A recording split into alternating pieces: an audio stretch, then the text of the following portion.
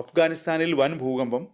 തെക്ക് കിഴക്കൻ അഫ്ഗാനിസ്ഥാനെയാണ് 6 തീവ്രത രേഖപ്പെടുത്തിയ ഭൂകമ്പം തകർത്തത്. ദുരന്തത്തിൽ 600-ലധികം പേർ മരിച്ചതായി റിപ്പോർട്ടുണ്ട്. കുനാർ പ്രവിശ്യയിലെ നൂൽഗാൽ, സാവ്കി, വാട്ട്പൂർ, മനോഗി, ചബാദാര ജില്ലകളിലാണ് ആളപായമേറെ. ഭൂമിക്കടിയിൽ 10 കിലോമീറ്റർ ആഴത്തിലാണ് ഭൂകമ്പം ഉണ്ടായത്. German research for geo sciences ആണ് ഇക്കാര്യം അറിയിച്ചത്.